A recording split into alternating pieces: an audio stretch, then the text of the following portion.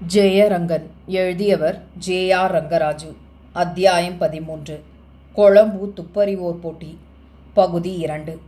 Deputy magistrate அவர்களுக்கு ராமலக்ஷ்மி பற்றி தந்தி கொடுத்தவுடனே Govindan Lazarus அவர்களிடமிருந்து வாங்கி கொண்டு வந்திருந்த கடிதங்களில் ஸ்ரீதரன் கம்பெனியின் ராஜமகேந்திரபுரம் காரியஸ்தர் அவர்களுக்கு எழுதியிருந்த கடிதத்தை கொண்டு போய் கொடுத்தார். அக்கடிதத்தை பார்த்ததும் தன்னால் ஆக வேண்டிய காரியங்களை தெரிவித்தால் தான் செய்ய தயாராயிருப்பதாக அவர் சொன்னார். முதலில் அவர்கள் கணக்கு புஸ்தகங்களை பார்வையிட அனுமதி கொடுக்க வேண்டும் என்றும், அப்பால் அவசியம் ஏற்பட்டால் தான் காட்டும் 3 ஆசாமிகளை சுமார் 1 மணி நேரம் தன்னை பின்பற்றி வராதபடி எவ்விதமாவது நிறுத்திவிட வேண்டும் என்றும், அவர்கள் துப்பறிபவர்களாதலால் சாதாரணமானதும் நியாயமானதுமான வழிகளில் அவர்களை நிறுத்துவது கஷ்டமாகும் என்றும், அவர்கள் மகா ஸ்ரீதருக்கு தீங்கிழைக்கும் எண்ணத்துடன் கொழம்புவிலிருந்து தன்னை பின்பற்றி வந்திருப்பதாகவும், ஆகையால் எப்படியாவது அவர்கள் 3வரையும் நிறுத்திவிட்டால்தான் ஸ்ரீதருக்கு அபாயம் உண்டாகாது என்றும், அவர்கள் ஸ்ரீதரின் விரோதியாகிய ஜாக்ரேய ரெட்டியாரால் ஏவப்பட்டு வந்தவர்கள் என்றும், சாதாரணமானவர்களாகில் அவர்களை ஏமாற்றக்கூடும் என்றும், தன்னை போல அவர்களும் பிரக்யாதி பெற்ற துப்பறிபவர்கள் ஆதலாலும் தன்னை 3 பின்பற்றி வருவதாலும் தன்னை அவர்களால் ஏமாற்ற முடியவில்லை என்றும், ஆகையால் தான் அவ்விஷயத்தில் காரியஸ்தர் அவர்களுடைய உதவி கோருவதாகவும் சொன்னார். அவர்கள் 3 எவ்விதத்தில் நிறுத்தக்கூடும் என கோவிந்தன் தெரிவித்தால் அவ்விதமே செய்வதாக சொன்னார். அதன் பேரில் கோவிந்தன் கம்பெனி கணக்குகளையெல்லாம் கூர்மையாய் கவனித்து பார்த்ததில் பெங்களூரிலிருந்தும் கல்கத்தாவிலிருந்தும் அவர்கள் தந்தியின் பிரகாரம் நித்தம் நூல்கோல், கேபேஜ், காலிஃப்ளவர், பீன்ஸ் முதலிய ஆங்கிலேய தினசு காய்கறிகளும், ஆப்பிள், பீச், சீமை அத்திப்பழம், திராட்சை பழம் முதலிய பல பழ வகைகளும் அனுப்புவதாகவும், முதல் தடவை அன்று அனுப்பி ரசீது அடக்கம் செய்ததாகவும் உள்கடிதங்கள் இருக்க கண்டார். இதுவரையில் இல்லாமல் இப்போது புதிதாக இக்காய்கறிகள், பழ தினுசுகள் முதலியன யாருக்காக வரவழைக்கப்படுகின்றன என குமாஸ்தாக்களை கேட்க தங்களுக்கு தெரியாதென்றும், காரியஸ்தரை கேட்டால்தான் தெரியும் என்றும் சொன்னார்கள்.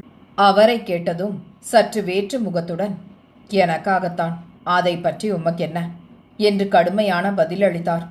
தனக்கு அத்திப்பழத்தின் மேல் அதிக விருப்பம் என்றும், ஆகையால் விலைக்கு விற்பதற்காக வரவழைத்திருப்பதாகில் தான் சில பழங்கள் வாங்கிக் கொள்ளலாம் எனவும் கேட்டதாகவும், வேறு விசேஷம் இல்லை என்றும் கோவிந்தன் தெரிவித்தார். அவைகள் கொடுப்பதற்கு சாத்தியப்படாதென்று காரியஸ்தர் சொன்னார். சரிதான், அதை பற்றி அவசியமில்லை. நான் காலையில் கேட்டுக்கொண்ட பிரகாரம் நான் குறிப்பிடும் 3 1 மணி சாவகாசமாவது என்னை பின்பற்றாது நிறுத்தி வைத்திருக்க உதவி செய்ய கோருகிறேன் என்று கோவிந்தன் கேட்டார். எவ்வாறு நிறுத்துவது என கேட்க யுக்தி சொல்லிக் கொடுத்து, அவர்கள் சொல்லிக் கொடுத்த யுக்திகளின் பிரகாரம் நடத்தக்கூடிய 3 அழைத்து அவர்களுக்கு எவ்வாறு நடந்து கொள்ள வேண்டும் என்று சொல்லி வைத்துவிட்டு கோவிந்தன் முன்வாசல் வழியாய் சென்றார். அவர் சற்று தூரம் சென்றதும் அவர் நிழலை போல் ஒருவர் அவரை பின்பற்றினார். ஏதோ வீட்டில் மறந்து வைத்துவிட்டு வந்தவர் போல் திரும்பியும் காரியஸ்தர் வீட்டுக்கு கோவிந்தன் வர, அவரும் பின்பற்றி வந்து மறைவிடத்திற்கு போகும் முன் ஒருவன் அவர் எதிரில் வந்து, ஏனையா இந்த ரோஜா புஷ்பங்களை தோட்டத்தில் வந்து அறுத்து கொண்டு வந்தீர் என கேட்டான். என்ன, யாரிடம் விளையாடுகிறாய்? யார் உன் தோட்டத்திற்குள் வந்தார்கள் என அவன் கேட்டதும், நீ அறுத்து கொண்டு வந்ததை நான் பார்த்து கொண்டு பின்னால் வந்து கையும் மெய்யுமாய் பிடிக்கும் போதே இவ்வாறு சொல்கிறாயே, நீ பக்கா திருடனாயிருக்க வேண்டும் என்றான். துப்பறிபவன் பளீர் என்று அபாண்டம் சொன்னவன் கன்னத்தில் ஓர் அறை அறைந்துவிட்டு ஓடிப்போக பார்க்கும்போது அவன் கூச்சலிட, தோட்டத்திலிருந்து இன்னும் 3 ஓடி வந்து 4 சேர்ந்து அவனை பிடித்து கொண்டு போலீஸ்காரரை அழைத்து வர ஆள் அனுப்புவதாயும், அதுவரையில் தோட்டத்தில் மரத்தில் கட்டி வைப்பதென்றும் தீர்மானித்து அவனை உள்ளே அழைத்து கொண்டு போனார்கள். உள்ளே சென்ற கோவிந்தன் பின் வாசல் வழியாய் போக, அவரை பின்தொடர்ந்து அங்கிருந்த துப்பறிவோன் செல்ல, அவர் ஏதோ மறந்துவிட்டவர் போல் மீண்டும் வீட்டுக்குள் வர, துப்பறிபவன் மறைவிடத்தில் வந்து நின்றதும் பக்கத்திலிருந்து மாதுளம் பழங்கள் அறுத்ததாக அங்கு ஒருவன் பழங்களுடன் வந்து அவனை பிடிக்க, அங்கும் கூக்குரல் உண்டாகி தோட்டத்தில் வேலை செய்து கொண்டிருந்த வேலைக்காரர் வந்து அவனையும் பிடித்து போக, கோவிந்தன் மாட்டுத் தொழுவ கதவின் பக்கம் போக, அங்கு மறைந்திருந்த துப்பறிபவன் பின்பற்ற, அப்போது ஒரு பெண் அவனை பிடித்து கொண்டு தன் மேல் கை போட்டதாய் பெருங்கூச்சலிட, அக்கம் பக்கத்தில் இருந்தவர்கள் ஓடி வந்து அவனையும் பிடித்து அடித்து வீட்டுக்குள் கொண்டு போனார்கள். அம்மூவரையும் 3 பக்கங்களிலிருந்து பிடித்து உள்ளே கொண்டு வந்தபோது கோவிந்தன் காரியஸ்தரின் மோட்டார் வண்டியில் தன் சாமான்களுடன் எல்லோருக்கும் கேட்கும்படி ஊருக்கு போவதாய் சொல்லி வழி அனுப்பி கொண்டு சென்றார். 3 துப்பறிபவர்களுக்கும் இன்னது செய்வதென தெரியவில்லை. அவரை போக விடாமல் தடுப்பதற்கு மார்க்கமே இல்லை. தங்களையோ யமகிங்கிரர்களைப் போல பல தடியர்கள் திருட்டு குற்றம் சாட்டி பிடித்து கொண்டு நிற்கிறார்கள். ஒன்றும் தெரியாமல் அப்போதுதான் புதியதாய் வந்தவன் கூட அவன் திருடி கொண்டு ஓடி வரும்போது தான் ஒரு ஃபர்லாங் தூரத்திலேயே பார்த்ததாக யாரும் சொல்லிக் கொடுக்காமல் தாராளமாய் பொய் சாட்சி சொல்கிறான். தெருவில் போய்க் கொண்டிருக்கும் போதே அதோ திருடன் ஓடுகிறான் என்று அவனை துரத்தி ஓடினால் தெருவில் போவோர் வருவோர் எல்லாம் கூட தொடர்ந்து அவர்களும் பார்த்தது போல் அதோ திருடன் ஓடுகிறான் என்று சொல்லிக்கொண்டே பின்பற்றி ஓடுவதும் இவ்வாறு பலர் சேர்ந்து ஓடி பிடிப்பதும் இயற்கைதானே.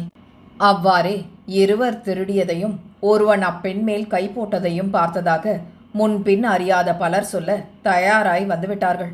காரியஸ்தர் ஒன்றும் அறியாதவர் போலும் அப்போதுதான் அப்பெருங்கூட்டத்தை கண்டவர் போலும் என்ன கும்பல், என்ன கூச்சல் என கேட்டார். சுமார் 50 ரோஜா புஷ்பங்களை அறுத்து கொண்டு ஓடுவதை தான் பார்த்து துரத்தி பிடித்ததாக சொன்னான். அப்படியே மாதுளம் பழங்கள் அறுத்ததாகவும் பெண் தன் மேல் அவன் கை போட்டதாயும் சொன்னாள். அவர் எல்லோரையும் பேச வேண்டாம் என்று சொல்லி தன் வீட்டு வராந்தாவில் போட்டிருக்கும் சாய்வான நாற்காலியில் போய் உட்கார்ந்து கொண்டு ஒவ்வொருவராய் கூப்பிட்டு பேர் ஊர் முதலியனவும் அங்கு என்ன ஜோலியாய் வந்தார்கள் எனவும் கேட்டார். தாங்கள் இவ்வூர்காரர் அல்ல என்றும் சிங்கள தேசத்தார் எனவும் ஒரு ஜோலியாய் அங்கு வந்ததாகவும் சொன்னார்கள். இந்த ஊரில் உங்களை யாருக்காவது தெரியுமா? எங்கு ஜாகை என்று கேட்டார். நாங்கள் மூவரும் ஒரே வீட்டில்தான் ஜாகை வைத்து ஒன்றாய்த்தான் இருக்கிறோம், ஒன்றாய்த்தான் ஒரே ஜோலியாய் வந்தோம் என்றார்கள். அதற்குள் அங்கிருந்த ஒரு வாயாடி, எஜமான், அவர்களெல்லாம் ஒரே ஜோலியாய்த்தான் இங்கு வந்தார்களே தவிர சும்மா வரவில்லை. அந்த ஜோலி என்ன தெரியுமா? தங்கள் பங்களாவில் கொள்ளை அடிக்கும் ஜோலிதான். அதனால்தான் ஒருவன் இந்த வாசல், ஒருவன் அந்த வாசல், 3வது ஆசாமி சந்து வாசல் ஆகிய 3 இடங்களிலும் நின்று எத்தனை பேர் இருக்கிறார்கள், போக வர வழி எங்கே என்று வேவு பார்த்து கொண்டிருந்தார்கள். திருடும் கை சும்மா இருக்குமா? ஒருவன் ரோஜா புஷ்பங்களையும் மற்றவன் மாதுளம் பழங்களையும் இன்னொருவன் ஒரு பெண்ணையும் திருட பார்த்தார்கள். அதுதான் அவர்கள் வந்த ஜோலி. தாங்கள் தாட்சண்யம் பார்ப்பதில் குணமில்லை. ஒரு துண்டு எழுதி போலீஸ் ஸ்டேஷனுக்கு அனுப்பிவிடுங்கள் என்றாள். அதற்கு காரியஸ்தர், அவர்களை பார்த்தால் திருட வந்ததாக தோன்றவில்லை, ஆகையால் தீர விசாரித்து செய்வதே நலம் என்றார். அதை கேட்ட வாயாடி, எஜமான், தங்கள் கழுத்தை வெட்டினால் கூட அவனை நல்லவன் என்றுதான் தாங்கள் சொல்வீர்கள். 3 திருட்டு பயல்கள் 3 பக்கங்களில் ஒளிந்து ஒளிந்து எட்டி எட்டி பார்த்து கொண்டிருக்கிறார்கள். நான் சுமார் 3 மணி நேரம் கவனித்துவிட்டு இப்போதுதான் சாப்பிட போனேன். அதற்குள்ளாக ரோஜா புஷ்பங்கள் மாதுளம் பழங்கள் திருடினதோடு ஒரு பெண் மேலும் கை போட்டு விட்டார்கள். இப்போது பிடித்திராவிட்டால் இரவில் திட்டமாய் தங்கள் பங்களாவை கண்ணமிட்டு திருடுவார்கள். உங்களுக்கு எல்லோரும் நல்லவர்கள்தான். நீங்கள் விசாரித்தது போதும். ஒரு சீட்டு எழுதி போலீஸ் ஸ்டேஷனுக்கு அனுப்பிவிடுங்கள். ஆனால் அப்படி அனுப்புவதிலும் ஒரு அபாயம் இருக்கிறது. ஒருவேளை இந்த பாவிகளுடன் வந்தவர்கள் இன்னும் 40-50 பேர் இருப்பார்கள். இவர்களை பிடித்து கொண்டு போகும்போது அவர்கள் வந்து எதிர்த்து எங்களை நைய புடைத்து இவர்களை விடுவித்து கொண்டு போனாலும் போவார்கள். ஆகையால் போலீஸ் இன்ஸ்பெக்டரை இங்கு வரவழைப்பதே நலம் என்றாள். பலர் ஆமோதித்தனர். அவர் அவ்வாறே செய்வதாய் தீர்மானித்து அவர்கள் ஜோலிக்கு யாரும் போகக்கூடாதென திட்டப்படுத்தி கொண்டிருந்தார். அப்போது மோட்டார் ஓட்டி வந்தவன் கோவிந்தன் சொன்ன பிரகாரம் தான் சென்னைக்கு டிக்கெட் வாங்கி கொடுத்து ரயில் ஏற்றி அவர் சாமான்களையெல்லாம் பூட்டியிருந்த வண்டியை கார்டை கூப்பிட்டு திறக்க செய்து முதல் வகுப்பு வண்டியில் வைத்துவிட்டு வந்ததாக எல்லோருக்கும் கேட்கும்படி சொன்னான். காரியஸ்தர் போலீஸ் இன்ஸ்பெக்டருக்கு தனது தோட்டத்தில் நடந்ததாகத்தான் தன் வேலைக்காரர் மூலம் கேள்விப்பட்ட விஷயங்களை எழுதி அவரையே வந்து விசாரிக்கும்படி கேட்டுக்கொண்டார். இன்ஸ்பெக்டர் சர்க்கார் வேலையாய் பக்கத்து கிராமத்துக்கு சென்று இருப்பதாகவும் அவர்கள் கடிதத்தை பதிவு செய்து கொண்டதாயும் வந்தவுடன் வர சொல்வதாகவும் அதுவரையில் இங்கேயே அவர்களை பத்திரமாய் வைத்திருக்கும்படியும் ஸ்டேஷன் குமாஸ்தா சொன்னதாக வந்து சொன்னான். போலீஸ் இன்ஸ்பெக்டர் மறுநாள் காலையில் வந்து விசாரிக்க தாங்கள் துப்பறிபவர்கள் என்றும் திருவல்லிக்கேணி துப்பறியும் கோவிந்தனை பின்பற்றி வந்ததாகவும் சொன்னார்கள். திருவல்லிக்கேணி துப்பறியும் கோவிந்தனின் சாமர்த்தியங்களை இன்ஸ்பெக்டர் நன்கு அறிவாராதலால், கோவிந்தன் திருட்டை துப்பு துலக்க வந்தீர்களா நீங்கள் என ஏளனமாய் கேட்டார். அவர்கள் கோவிந்தன் ஒருவருடைய இடத்தை கண்டுபிடிக்க வந்ததாகவும், தங்களுக்கு கோவிந்தனுடைய சாமர்த்தியம் இல்லாததால் அவரை பின்பற்றி வந்தால் அவர் மூலமாய் அந்த ஆசாமியின் இருப்பிடத்தை அறிந்து கொள்ளலாம் என்ற எண்ணத்துடன் வந்ததாகவும், ஒருவர் இருவர் அவரை பின்பற்றினால் கோவிந்தன் ஏமாற்றிவிட்டு சென்று விடுவார் என்று தாங்கள் மூவர் வந்ததாகவும், தாங்கள் இன்னார் என்றும் தங்களுடைய அடையாளத்தையும் காட்டினார்கள். இன்ஸ்பெக்டர் ஏஜென்ட் அவர்களிடம் கோவிந்தன் அங்கு வந்தாரா என கேட்க, தலைமை ஸ்தலத்திலிருந்து கணக்குகள் பார்க்க தாமோதிரம் என்பவரை அனுப்பியிருப்பதாகவும், அவருக்கு கணக்குகள் காட்டும்படி லாசரஸ் எழுதிய கடிதத்தை எடுத்துக் கொடுத்ததோடு, அவர் கணக்குகள் தணிக்கை செய்ததற்கு அத்தாட்சியாக தாமோதிரம் என்று கையொப்பமிட்டதை காட்டினார். போலீஸ் இன்ஸ்பெக்டர் அவர்களை பற்றி கொழும்புவுக்கு தந்தி கொடுத்து விவரம் அறியும் வரையில் அவர்களை வருத்தத்துடன் கைதிகளாக வைத்திருக்க வேண்டிய பிரமேயம் ஏற்பட்டதற்காக தான் வருந்துவதாகவும், உடனே தந்தி கொடுப்பதாயும் சொல்லி அவர்களை அழைத்து சென்று போலீஸ் சாவடியின் அறையில் போட்டு பூட்டாமல் நாற்காலிகளில் உட்கார வைத்து மரியாதையாய் ஆகார ஆதிகள் கொடுத்து இருக்க சொன்னார். சாயங்காலம் அவர்கள் சொன்ன பிரகாரம் துப்பறிவோர்தான் என்றும் திருடர் அல்லவென்றும் தந்தி வந்த பின் அவர்களை விட்டார்கள். கோவிந்தன் 24 மணி நேரங்களுக்கு முன் தங்களை ஏமாற்றி தங்கள் பேரில் வீண் அபாண்டங்கள் சுமத்தி சென்று விட்டதால் அவர் இருப்பிடம் அறிவது கஷ்டம் எனவும், ஆகிலும் சென்னைக்கு டிக்கெட் வாங்கி அனுப்பியதாக மோட்டார் ஓட்டி சொன்னதால் அங்கு போய் விசாரிப்பதே நலமென நினைத்து சென்னை புறப்பட்டனர். சென்னை சென்ட்ரல் ஸ்டேஷனை சேர்ந்ததும் அவர்களை ரயிலில் கோவிந்தனின் சிஷ்யனாகிய சீனு சந்தித்து, அவர்கள் சென்னையில் தங்கியிருக்கும் வரையில் கோவிந்தன் பங்களாவில் ஜாகையும் சாப்பாடு முதலியனவும் வைத்துக்கொண்டு அவர் மோட்டார் வண்டியிலேயே தன்னை அழைத்து கொண்டு போய் முக்கியமான இடங்களை காட்ட சொன்னதாகவும், யாதொரு குறைவும் இல்லாமல் கவனித்துக் கொள்ளும்படி உத்தரவு கொடுத்துவிட்டு அன்று காலைதான் அவசர ஜோலியாய் சென்றிருப்பதாக சொன்னார். அவர்கள் முகங்கள் வெட்கி போய் தாங்கள் உடனே கொழும்புவுக்கு போக வேண்டிய அவசர ஜோலி இருப்பதாயும், ஆதலால் கோவிந்தன் வீட்டிற்கு வர சாவகாசம் இல்லாததற்காக வருந்துவதாயும், இன்னொரு முறை சென்னைக்கு வரும்போது அவசியம் அவர் பங்களாவில் வந்து தங்குவதாக தெரிவிக்கும்படி சொல்லி வந்தனோ உபசாரத்துடன் சீனுவை திருப்பினர். அம்மூவரும் அது முதல் என்ன செய்கிறார்கள் என்று கோவிந்தனை சேர்ந்த பல துப்பறிவோர் கவனித்து அவர்களை பின்பற்றி சென்றனர்.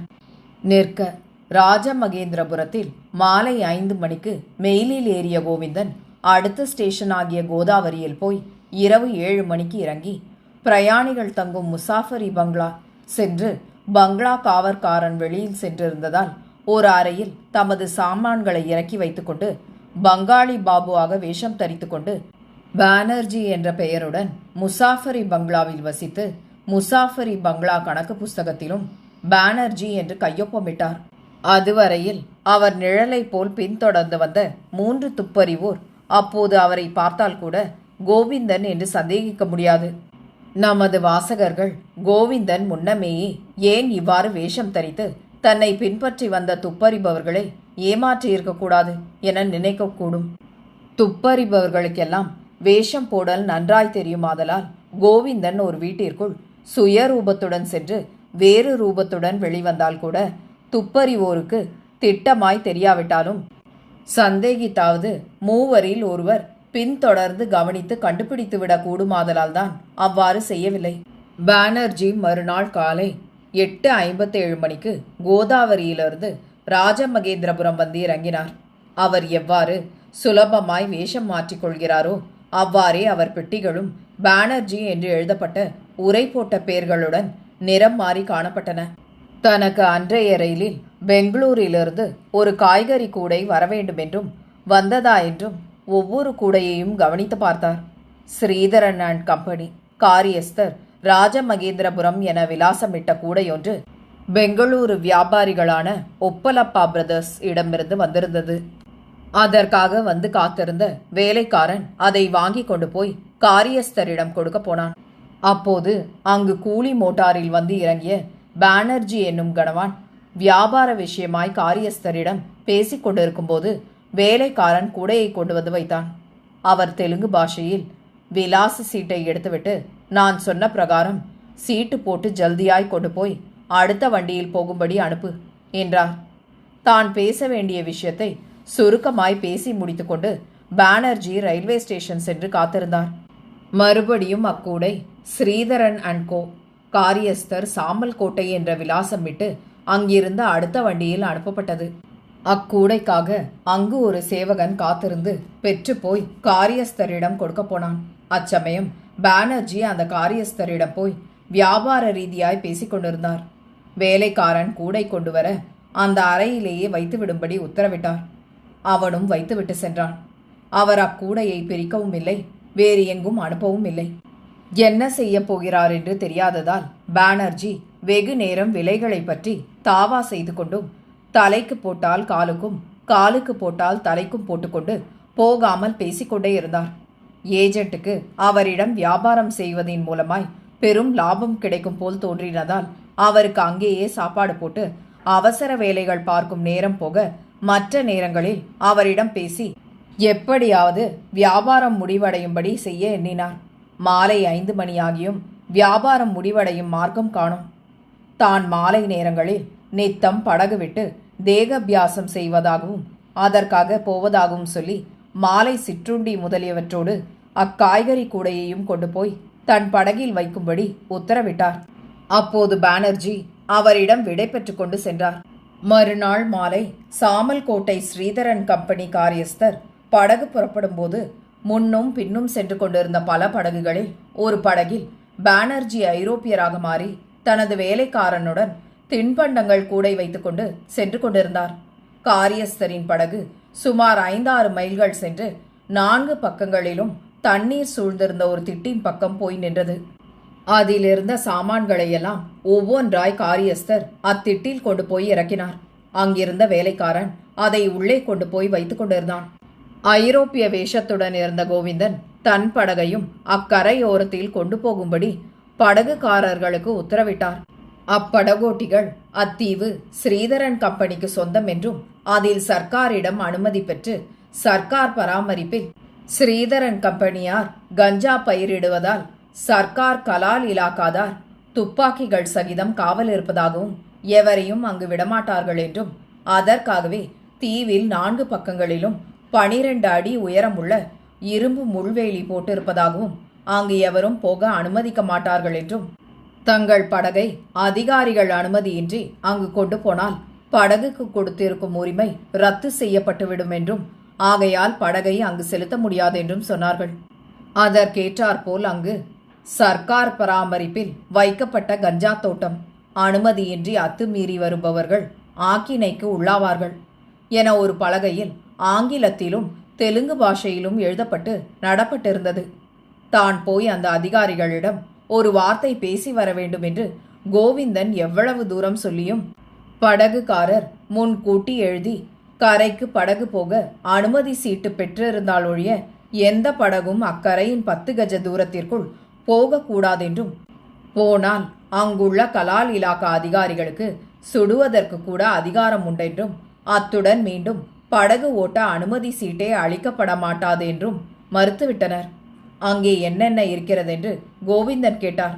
ஸ்ரீதரன் கம்பெனிக்கு சொந்தமான மாளிகை ஒன்று இருப்பதாகவும் அதற்கு பக்கத்தில் கஞ்சா பயிர் வேலை மேல் பார்க்கும் ஸ்ரீதரன் கம்பெனியின் விவசாய உத்தியோகஸ்தரும் வேலைக்காரரும் வசிக்கும் வெளி வீடுகள் தனியாக கட்டப்பட்டு இருப்பதாகவும் ஸ்ரீதரன் கம்பெனி சொந்தக்காரரான ஸ்ரீதர் வந்தால் மட்டும் மாளிகை திறக்கப்படும் என்றும் இல்லாவிட்டால் மூடப்பட்டுத்தான் இருக்கும் என்றும் இப்போது அவர்கள் கொழும்பு தேசம் போயிருப்பதால் மூடப்பட்டிருக்கிறது என்றும் சொன்னார்கள்.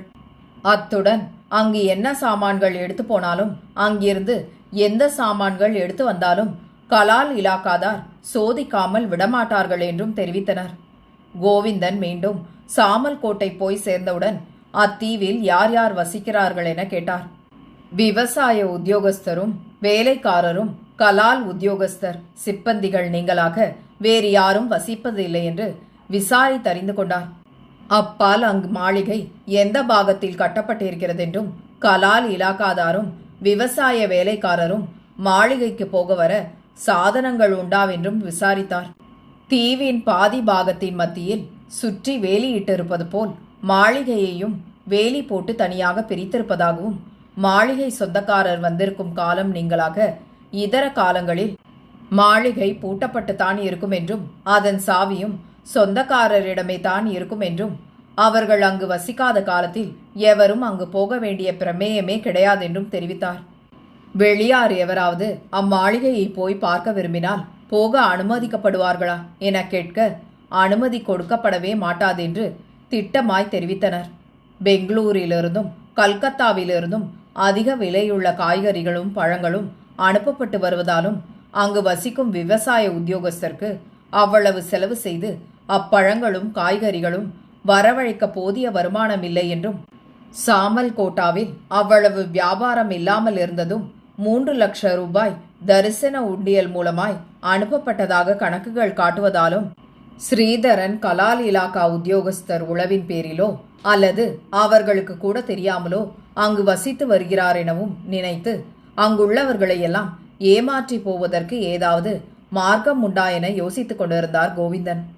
கொழும்பு துப்பறிவோர் சீனுவிடம் தாங்கள் கொழும்புவுக்கு போவதாக சொன்ன போதிலும், தங்களுக்கு கோவிந்தனால் ஏற்பட்ட அவமானத்தை நினைத்து நினைத்து வருந்தி எப்படியாவது கோவிந்தனை மீண்டும் கண்டுபிடித்து அவர் மூலமாவது அல்லது சுதாவிலாவது ஸ்ரீதரை கண்டுபிடிக்காது கொழும்புவுக்கு செல்வதில்லை என்றும், கோவிந்தன் தங்களை அவமதித்ததற்கு பழிக்கு பழி வாங்குவதென்றும் பிரதிஞ்ஞை செய்து கொண்டு அம்மூவரும் கூடி யோசனை செய்து, ஒருவர் சென்னையிலிருந்து முக்கியமான ஸ்டேஷன்களில் எந்த ஸ்டேஷனிலாவது கோவிந்தன் இறங்கினாராவென்று விசாரித்துக் கொண்டே பிட்ரகுண்டா வரை போவதென்றும், இன்னொருவர் பிட்ரகுண்டாவில் ஆரம்பித்து தெனாலி வரை செல்வதென்றும், அம்மூவரில் தலைமை துப்பறிவோர் ராஜமகேந்திரபுரத்திலிருந்து விசாரித்துக் கொண்டு தெனாலி வரை வருவதென்றும் ஏற்பாடுகள் செய்து கொண்டு புறப்பட்டனர். இம்மூவரையும் பின்பற்றி கோவிந்தனின் ஆட்கள் அவர்கள் நிழல் போல் சென்றனர். தலைமை துப்பறிவோம் ராஜமகேந்திரபுரம் வந்து அன்று சென்ற ரயில் கார்டு யார் என்று விசாரித்து கோவிந்தனின் அடையாளங்களை சொல்லியும் அவர் சாமான்களின் அடையாளங்களை சொல்லியும் அவரை தாங்கள் பார்த்ததாக ஞாபகம் இருக்கிறதா என கேட்டார். அவர் ராஜமகேந்திரபுரத்தில் முதல் வகுப்பிலேற கதவு பூட்டப்பட்டிருந்ததால் தன்னை அழைத்து கதவை திறக்க சொன்னார் என்றும், அவர் சென்னைக்கு செல்வதாக சொன்னார் என்றும், சென்னைக்கு பிரயாண சீட்டு வாங்கியிருந்தார் என்றும், ஆனால் பக்கத்து ஸ்டேஷன் ஆகிய கோதாவரியில் அந்த வண்டியை திறந்து கொண்டு ஒரு வங்காள கணவான் இறங்கியதாகவும், தான் திறக்கும் போது அக்கணவான் அவ்வண்டியில் இல்லையே, ஒரு கால் கக்கூசுக்கு போயிருந்து அப்பால் வந்தாரோ என்னமோ என நினைத்து தான் அதை பற்றி சிந்திக்கவே இல்லை என்றும், ஆனால் சில ஸ்டேஷன்கள் சென்ற பின் தான் மறுபடியும் அவ்வண்டியை கவனித்தபோது அது காலியாயிருந்ததென்றும், ஆகையால் அவர் கேட்கும் கணவான் எங்கு இறங்கினார் என்று தனக்கு திட்டமாய் தெரியாதென்றும் சொன்னார். தலைமை துப்பறிவோன் கோதாவரி ஸ்டேஷனில் இறங்கிய வங்காளியின் ஆடை முதலிய அடையாளங்களை கேட்டுக்கொண்டு கோதாவரி ஸ்டேஷனில் இறங்கி விசாரித்து, அந்த அடையாளமுடையவர் முசாஃபர் பங்களாவில் இறங்கியதாக வண்டிக்காரர் மூலமாய் கேட்டறிந்து அங்கு போய் விசாரித்து, அப்பால் அவர் ராஜமகேந்திரபுரம் சென்று கூடைகளை கவனித்ததையும் அப்பால் காரியஸ்தரிடம் போய் பேசியதையும், மீண்டும் கூடை ஸ்டேஷனுக்கு வந்தவரை கவனித்து, அத்துடன் சாமல் கோட்டை சென்று அந்த காரியஸ்தரிடம் அன்று முழுவதும் பேசிக் கொண்டிருந்து அவர் கூடையுடன் புறப்பட்ட பின் சென்றதையும், மறுநாள் ஐரோப்பியரை போல் உருமாறி கலால் அதிகாரிகளை சந்தித்து விசாரித்த வரையில் அறிந்து கொண்டார். கொழும்பு தலைமை துப்பறிவோருக்கு கோவிந்தன் கோதாவரியில் இறங்கியதாக தெரிந்ததும் மற்ற 2 துப்பறிவோருக்கும் தந்திகள் கொடுத்து அவர்களை வரவழைத்துக் கொண்டார். ஐரோப்பியராக உருமாறியிருக்கும் கோவிந்தன் எங்கு ஜாகை வைத்திருக்கிறார் என கேட்டறிந்து பின்பற்றி திரியும்படி இருவரை விட்டுவிட்டு தலைமை துப்பறிவோன் மட்டும் மேற் சொன்ன விஷயங்களையெல்லாம் ஆராய்ந்தறிந்து திட்டமாய் ஸ்ரீதரும் செல்வமும் அத்திட்டில்தான் வசிக்கிறார்கள் என ஊகித்து திருநெல்வேலி சென்று சுந்தரராஜு பேரில் பிறப்பித்திருந்த வாரண்டை தன்னிடம் தரும்படியும் தான் கொழும்பு துப்பறிபவன் என ருஜுப்பிக்கும் அதிகார பத்திரங்களை காட்டி கேட்டார். அவர்கள் அவ்விடத்திய இன்ஸ்பெக்டர் ஒருவரிடம் வாரண்டை கொடுத்து சாமல் கோட்டை இலாக்கா போலீஸ் அதிகாரிகளுக்கும் கடிதம் கொடுத்து அத்துப்பறிவோனுடன் அனுப்பினார்கள். திரு J.R. ரங்கராஜு அவர்களின் இந்த நாவலை உங்களுக்காக வாசித்தது நிமா மனோ. கேட்டு மகிழ்ந்து விரும்பி பகிர்ந்து பதிவு செய்யவும். நன்றி.